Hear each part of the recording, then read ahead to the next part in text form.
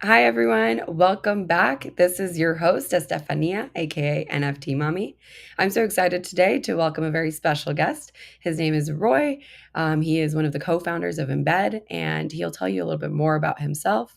But while you're here, make sure to like, retweet, and subscribe, and share with all your friends so that they can also take the wealth of knowledge from all these incredible individuals in the blockchain ecosystem.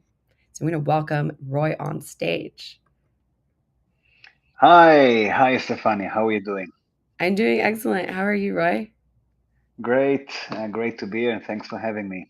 Thanks for being here. So, I understand you have an extensive background in the blockchain ecosystem and so much more as a founder of a company.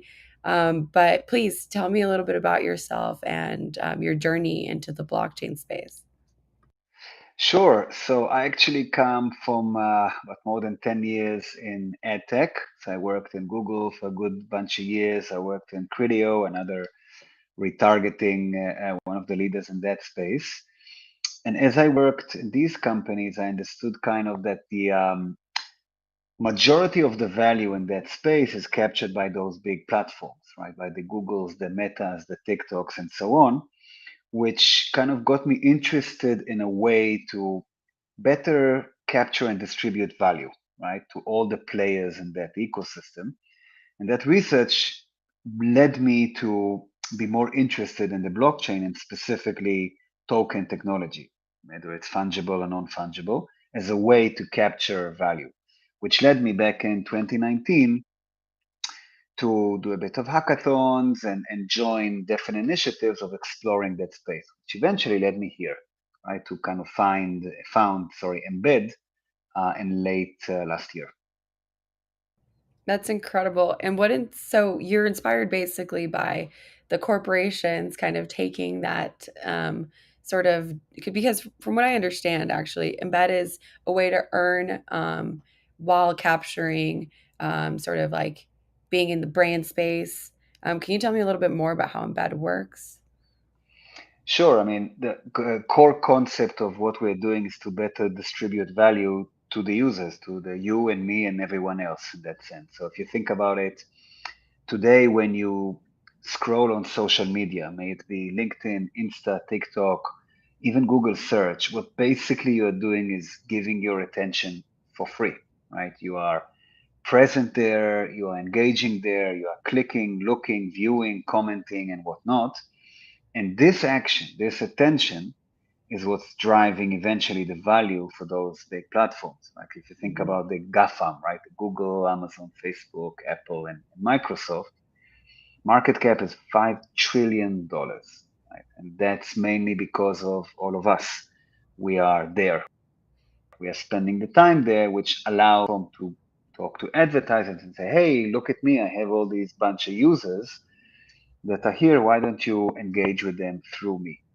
And the majority of that transaction, the majority of the value is captured by them. So hang on a second. If I'm spending all this time, these platforms, I'm contributing as a user to the health and the wealth of this ecosystem. Why am I not getting a piece of the pie?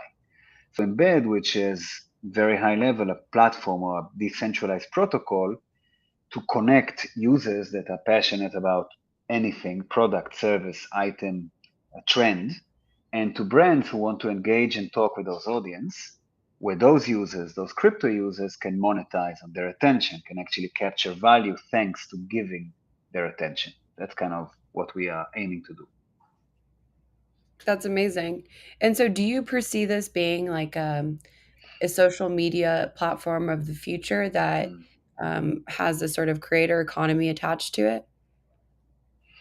Less about the social media, but more of a community of like-minded people. So if you take the simplest example of sneakerheads, right? I love sneakers. I've been loving them even before they became cool and hip or hipster like. So, at the end of the day, it's a space to do what you do just to be able to monetize the value out of it. Doesn't have to be social media, but what the platform offers is a pipe or a vehicle for me to take all of that attention that I'm giving anyway on social media, but just direct it here. You don't have to be extremely active in the same way that you are on social media, but this is your starting point to actually talk to your audience on one side. Imagine that you are a creator and you want to build an audience, Mm. and to monetize by getting that contact, that connection to the brand on the other. So we're not trying to be social media, but literally a marketplace would be a better description of it, to have a place to build my creation, may it be a simple post or tweet, all the way to more rich content, and to connect and engage with brands who are looking to run marketing campaigns or talk to the users on the other side. So it would be like community with brands involved. Exactly. It will be community, authentic community around a topic, a theme, a product or a service, not a brand, where brands have the opportunity to say, hey, I want to talk with this audience or this creator, or hey, this is know what you think about my presence in Web3. In a way, it's flipping the marketing model upside down. Instead of the traditional top down, where the brand is telling you, do this to be cool, buy this to be Mm. engaging, or click on this ad in order to get the new product that will give you X, Y, or Z. It's the other way around. It's the creators or even the users that the brands have to convince to engage with. Interesting. And when I hear the word decentralized and communities, I think of DAOs. Is there any sort of aspect of that that's going to be taking place within bed? 100%. We are building a fully decentralized protocol, and the idea is that the DAO will manage the community. So, for example, real life example of a good friend of mine that has a small company that helps solve addictions, any kind of addictions, right? Mm. May it be drugs, alcohol, um, any behavioral or psychological addictions. Real, real honest service, and he can't reach people because Google decided that this cannot be advertised, and his only way to reach people is Mm. via search. His target audience just doesn't spend time on Facebook or Meta and so on. So for us, a DAO is a real way to liberate, right, what creators have to offer, or what kind of audiences need or want that service. So the embed is going to be managed by a DAO, and it's a fully decentralized protocol. Obviously, that's going to happen in phases. You can't just flip the switch and be there for day one, right? We today have to make very tactical decisions on what technology to use and how to engage. But 100%, this is one of the things that I'm passionate about for my years in EdTech, is to really allow for the full ability for the community to determine which communities will be there, what kind of topics or items will be there, what will be the price to ask the brands in order to Mm. engage. So we fully believe in that. That is the essence of changing how marketing is actually executed.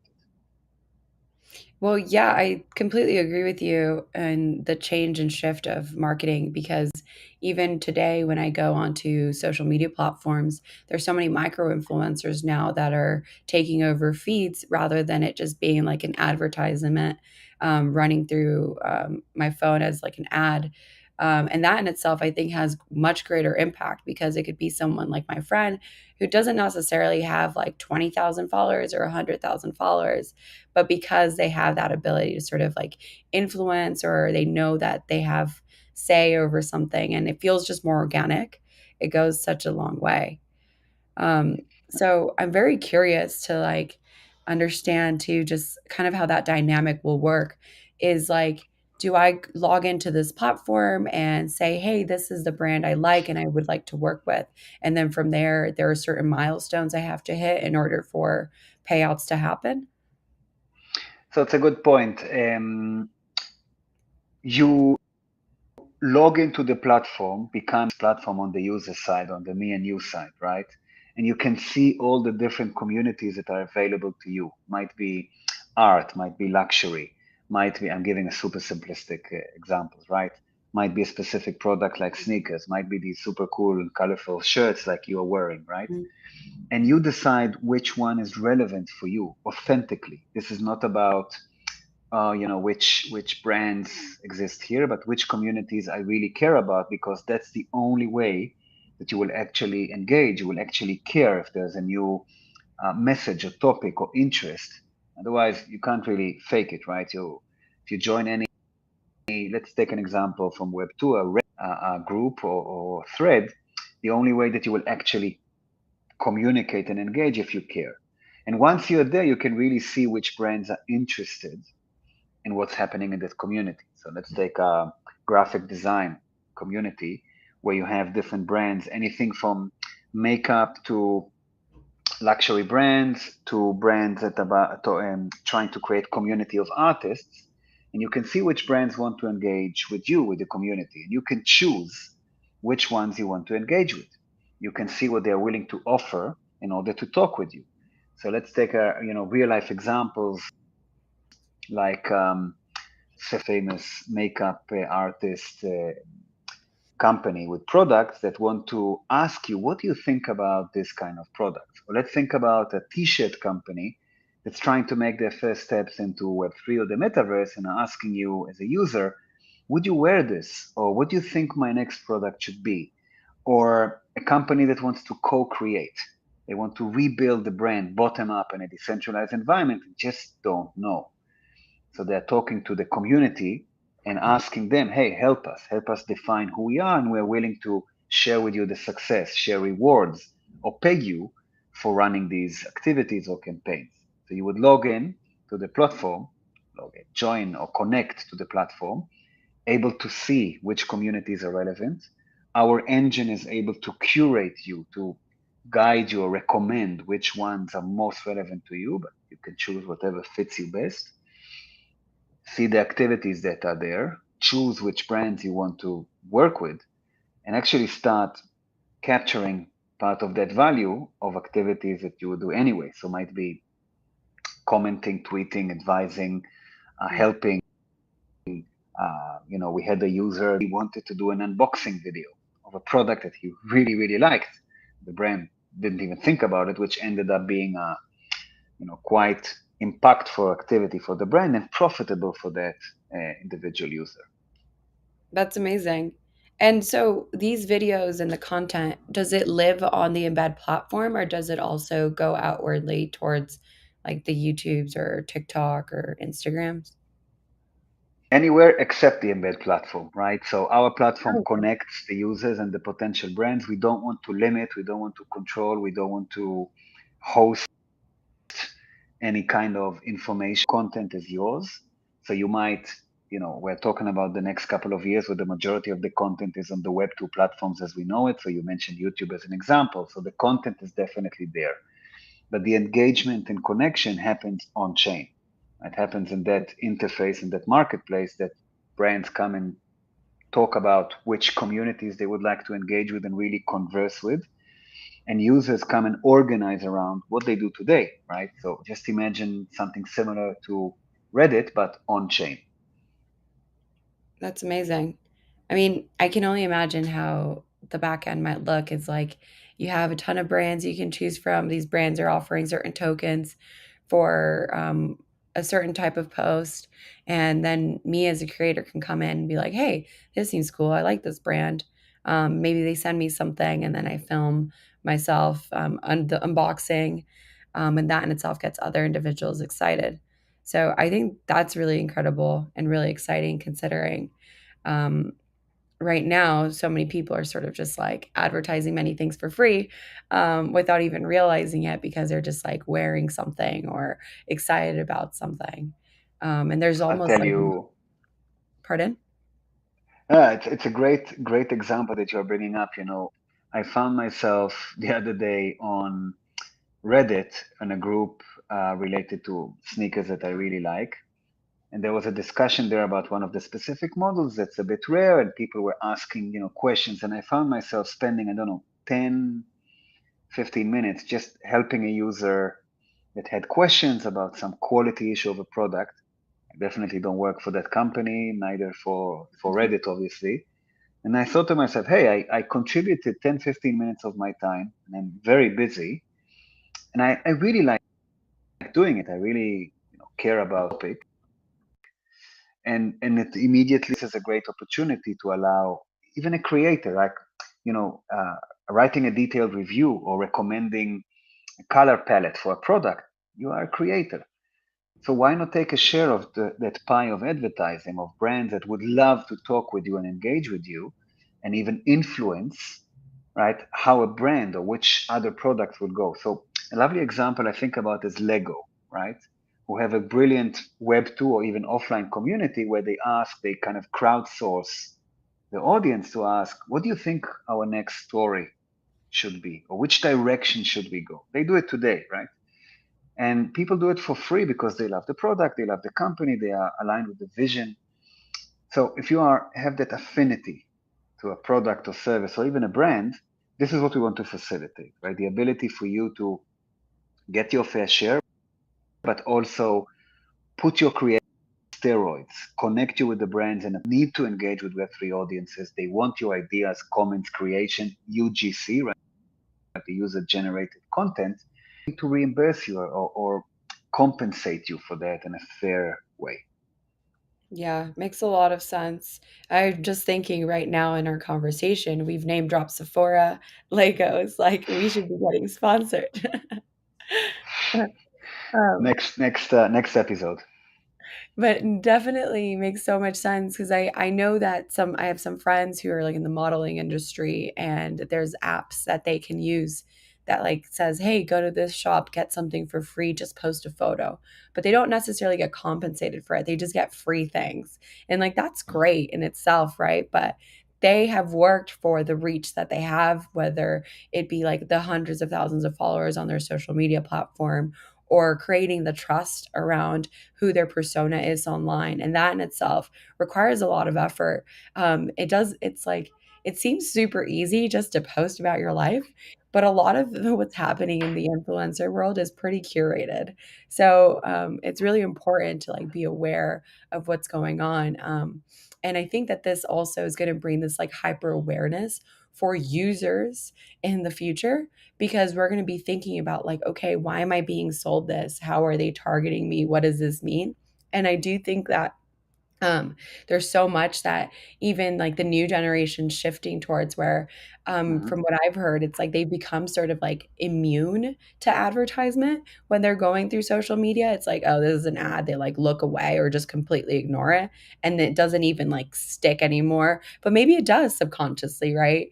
But maybe in this manner, it'd be like it's more of a sort of an intimate relationship with a product because you're trusting the person in front of you talking about it since it's just I a normal friend. fully agree. And you raised a great point around influencers. So in the world of today, and that's perfectly fine, right? You work hard to build an audience, and then brands pay you usually by number of followers and so on. So think about the influencer's audience, right? Maybe the romantic period of an authentic influencers kind of behind us. We all are aware that influencers get paid to push or promote or advance a product, and that's fine.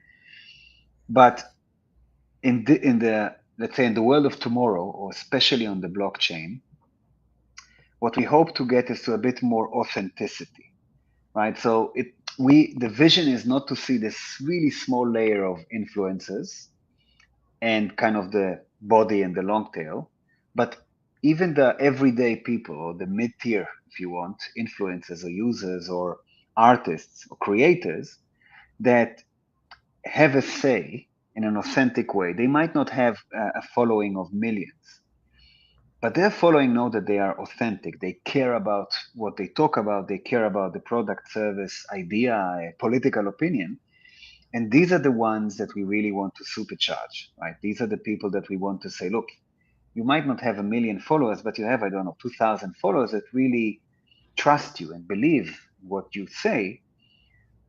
Why not get your fair share of that authenticity, right? Why not, monetize on the fact that you're doing what you really love? You can't be bought potentially, but you do have a say, you do have an influence. So the authenticity is really, really key for us.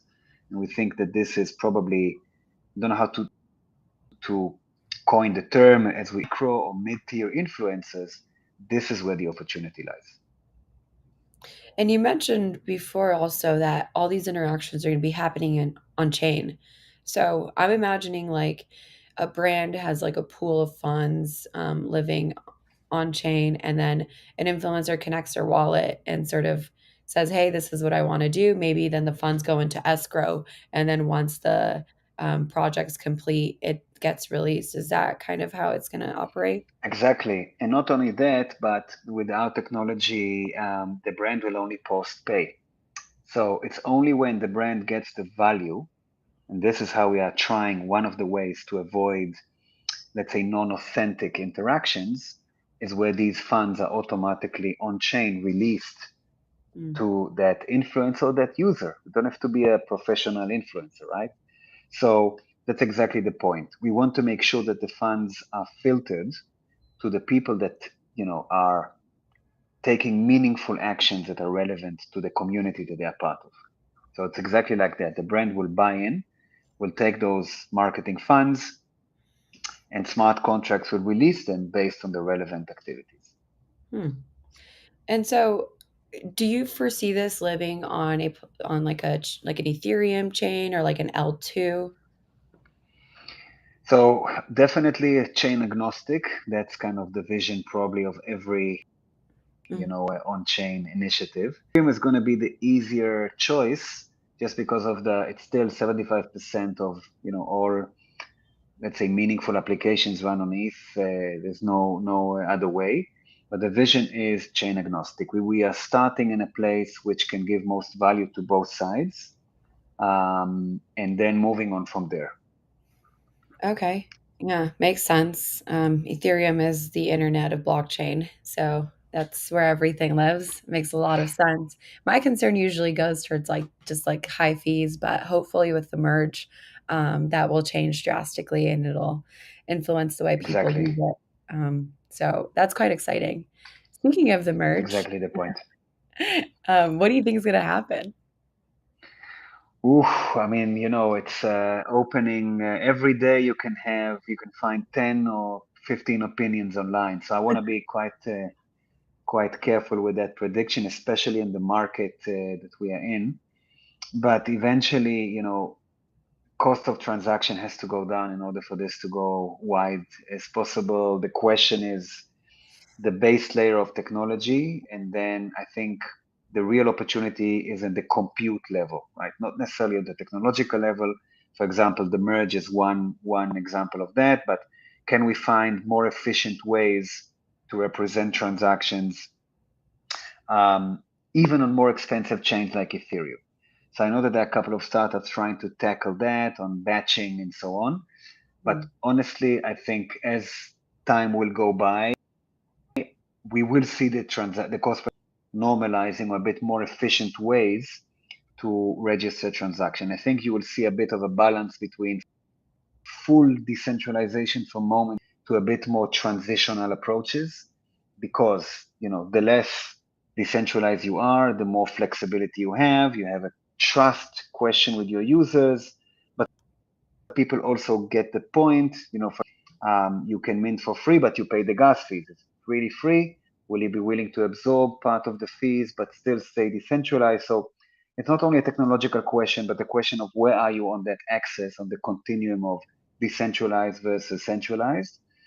And I think we're going to see incredible innovation in that space to decide if you are prioritizing transactions, prioritizing activity, prioritizing development, or mm. prioritizing those values of decentralization, which we fully believe in, but maybe in a bit of a longer term. So I can't give you a more at this phase, but I'm a big believer in decentralization. I'm a big believer that technology should find and will find ways to not just mathematically cut the cost of transactions cheaper, but innovative ways to approach this dilemma. Yeah, you make a really good point, even in the when you said earlier this sort of concept of progressive decentralization. You know, you can't just turn on the switch and hope that everyone knows how to atomically operate in this ecosystem or community. It's almost like you need to sort of start with like the right leadership or the right mission, and then that in itself sort of influences or trickles down the motivation amongst everyone else to participate. And I feel like Ethereum does that really well, especially when you see how many other developers just end up contributing to ARC or sorry ERCs or EIPs, and then therefore becoming actual um, um, comments in the Ethereum world. So I think that's really incredible and really exciting. Um, but I'm curious to hear like how do you foresee that happening? Because like I tried to start a DAO a while back and I just felt like I didn't fully understand the concept of like what decentralized governance look like and how do you create this sort of autonomous atmosphere. Like do you envision there being like sub DAOs within like guilds that certain like operate like the marketing or business development side? Like how does that sort of work? I think it's an excellent question. One of the biggest debates is what really is a DAO, or how do you assure or ensure true democratic voting when usually with the project, initial investors and initial team technically have the majority power to vote, right? Just that's Mhm. the way it is. That's the reality. And without those initial forces, you would never have that startup or that initiative to begin with. So there's an inherent question to be answered. There are a couple of startups that are trying to answer that question and find mechanisms that allow a better weighted power for every member of the community to vote and take meaningful action. So I think the first question is a philosophic question, posed against reality, and I think we need to get there. And there's no clear answer yet. The second one is the commitment. So there's one thing to talk about the DAO, and the other one is to present a roadmap and mechanisms from day one that show, look, this is where we're going. This is our vision. This is what we believe in, and we're going to get there. So this can be anything from making sure that there's no wallet that owns more than X% of the venture. That can be a roadmap that when are you implementing processes and tools, because building a DAO in-house is a bit complicated. You have, off-the-shelf services that facilitate, because you need to build the mechanisms for voting, for decision making, for follow-up and so on. And this is not the core of your business.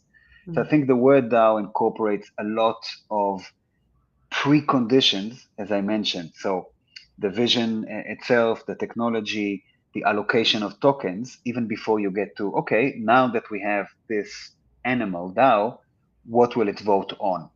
And how will you divide these authorities? And what you're saying is completely right, sales or marketing or whatnot, but that decision on its own, on where or which areas of the company, right, or the protocol the DAO will have authority over, is a centralized decision, right? So I think we are still in the question of what exactly is a DAO, which is why I prefer to think about it as a continuum. I think as long as you keep the vision of a full DAO, and I think there are a couple of examples that exist today, you can continuously build towards relieving or handing over that initial authority that anyone has. The technical decision of setting up a DAO is centralized, right? So without getting too philosophical, it's about demonstrating the vision, publishing your roadmap, committing to it, and starting to put in place the tools and systems to facilitate that. So, for example, it can be that in the beginning, the governance includes only, let's say, canonic or critical decisions that are being posed to be voted in the DAO, while in X plus today plus X years, you are transitioning more and more of the decision power to a DAO. So I don't have my full, 10 steps to have a full DAO answer, but I can tell you that we are quite serious about getting there from the ground up, how we set up the protocol, how we believe, and we are quite bullish, on DAOs. And especially in our world, because marketing by design is mega centralized and it's evident by value capturing of these big players. So the only way to really distribute marketing budgets and value differently is to aspire to the DAO. So we are heading there. We are not there yet. We expect to be there in between 1 to 3 years. We think it's a journey more than a marathon, more than a sprint. Around tools, processes, vision, and actual execution of the roadmap. So 3 years until Embed actually becomes a DAO. Up to. Okay. That's quite interesting because the space has been moving really fast. So I'm very curious to like think about what does like blockchain look like in 3 years? What are some Yeah. of your like predictions of like what's going to be like the major thing? This is a tougher interview than I imagined. I'm kidding. Um, well, just to clarify, we're not planning to be a DAO by then, but it's a path, right? It's a progress and process. I don't think it's binary for almost any initiative that exists today on the planet. But instead of thinking about the ecosystem as a whole, I'm looking specifically at NFTs as they are the vehicle that represents the one thing that doesn't exist in Web 2, which is Mm. digital ownership. And I think this is by no mistake was kind of the big theme of last year, right? The kind of mainstream like approach, or let's say acceptance of NFTs. So I think when we're looking at that space, more and more verticals, NFT will penetrate more and more verticals. We all have seen the PFPs becoming super popular. We all have seen NFTs used as gated access vehicles to different events or applications and whatnot. And I think more and more mainstream verticals will be using NFTs. We are seeing brands piloting use of NFTs. So I think there's a clear opportunity in the next, I don't know, 6 or 7 years for NFT applications in other different fields. I think this is going to be the main attribute here because it's easier to grasp, easier to communicate, it's easier to penetrate to another segment of the audience that, okay, blockchain, yeah, what it is, NFT, oh, I own this, okay. It's easier to communicate, it's easier to get more users when you apply NFT technology to more and more different verticals of our life. Yeah, that's a great point. I mean, today when we go on to we use our phones, we don't think about the technology that it required to make the applications useful or applicable. So I totally agree with that. One of the mottos actually for the company I work with, Reach, is to make blockchain boring. That's kind of our goal. And I think that is where we're heading is like I love it. our moms, when our moms start using these applications, they're not going to realize they're actually making use of blockchain technology. So I totally agree with you there. And currently, when I go to the Embed website, there is a wait list. When do you foresee the like initial users starting to make use of this? So the waitlist is open. We have deliberately kind of, I don't want to say stealth mode because every other company is that, but we have been quietly open for anyone to join our waitlist. We are planning to actually onboard the first two brands by the end of this year. So they are the driving force of distributing value to the users and be a bit more publicly live by the first quarter of next year. So everyone is invited to join. It's completely. And we want to give value to users as early as the next quarter. So probably around October, November, we will be more public about it with a clear roadmap by the end of this quarter. We are super early in that sense. Amazing. And how can people find out more about what's going on or keep in touch with you if they want to learn more? Twitter, easiest. We are launching weekly Twitter spaces starting next week. So just look for Embed Protocol on Twitter. It's also linked in our website. and simply join the conversation. As easy as that. Everyone is invited. Discord will be live next week. We deliberately did not open it yet for to make sure that people first get the information, understand what exactly are we. We are not a DeFi platform or a play to join here, get money. We want people that really care about the space and understand it. So Twitter Spaces, Discord, and website. Have information, engage with us, ask questions. AMAs will be live as well, and click the button. Uh, the earlier you join, the obviously more valuable the rewards you're going to get. Very clear. You get. I'm not going to talk about numbers, but 5 to 50x, right? More rewards the earlier you join. Amazing. Well, I'm glad I'm on the wait list. Excited to have you. I got in early. Well, thank you so much for taking the time, Roy. I really appreciate this conversation. It's incredibly impactful for individuals like myself who love to be out here in the ecosystem and are really thinking about how to decentralize the way the creator economy evolves, because truly this is the future, and we are no longer wanting to be products of the fangs or the corporation. So thank you for doing the work that you do. It's really exciting. So Thank you uh, very much for having me. thank you. And there you have it. And okay. That was an incredible conversation. Thank you all for tuning in. As you see down below, you can find the website and join the waitlist.